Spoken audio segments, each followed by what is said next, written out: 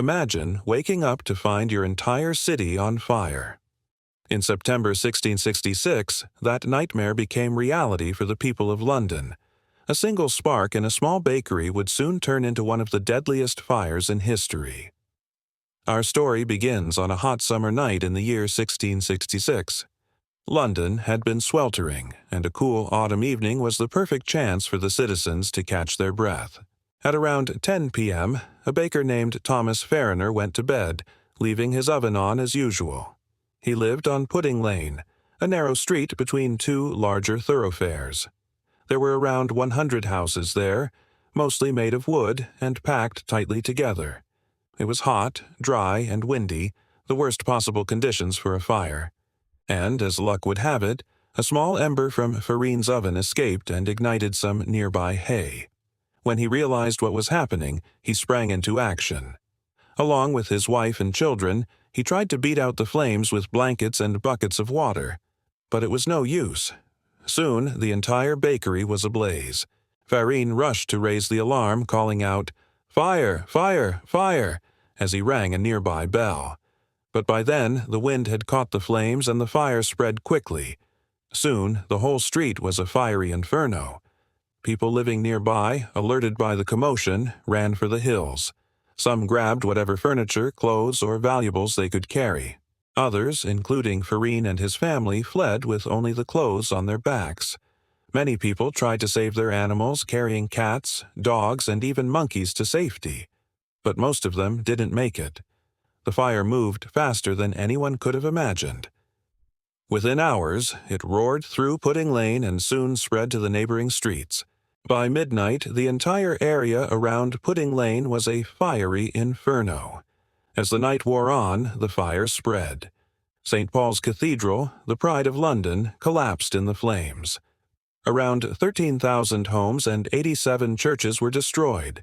Amazingly, fewer than 10 people were recorded dead, but tens of thousands were left homeless. Smoke filled the skies, turning day into night. The once bustling city had become a glowing wasteland. For 4 long days, the blaze raged. People desperately ran for the hills or jumped into the river with their belongings. Many took shelter in the countryside or in the town of Windsor, 20 miles away.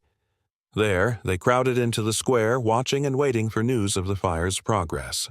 Finally, after 5 days of total havoc, the fire began to subside. London was unrecognizable. Most of the city was in ruins. The smell of burning wood hung heavy in the air, and thousands of people wandered about, dazed and confused.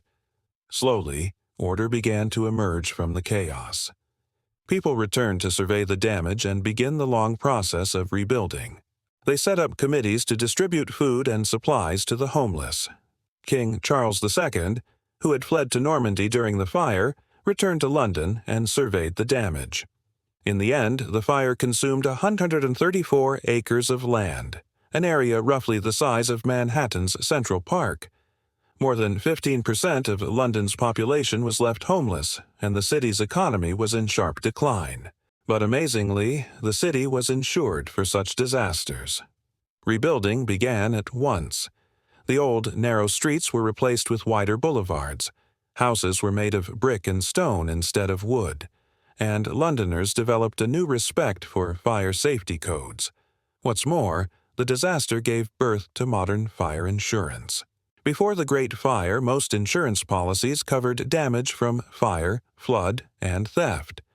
After the fire, people wanted separate policies for fire damage. This led to the creation of the first fire insurance office in the world. In time, London not only recovered from the Great Fire, it became one of the greatest cities in the world. But the memory of the disaster lived on. Writers like Daniel Defoe immortalized it in literature, and every year, Londoners commemorate the anniversary of the fire with a ceremony in Pudding Lane. The Great Fire of London wasn't just a tragedy. It was a turning point in the city's history. It reshaped London, making it stronger, safer, and more resilient. And it all started with a spark in a bakery. Throughout history, countless disasters have changed the course of human events. Sometimes they bring out the worst in people. like the devastating earthquake that leveled San Francisco in 1906 and led to widespread looting, but often they bring out the best.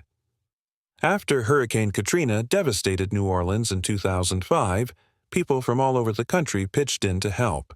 History teaches us that even the greatest disasters can bring people together. And it also teaches us that even the smallest things can ignite the biggest changes. Who knew a little spark in a bakery could change the course of history? If you enjoyed this video, be sure to check out our other videos about amazing history.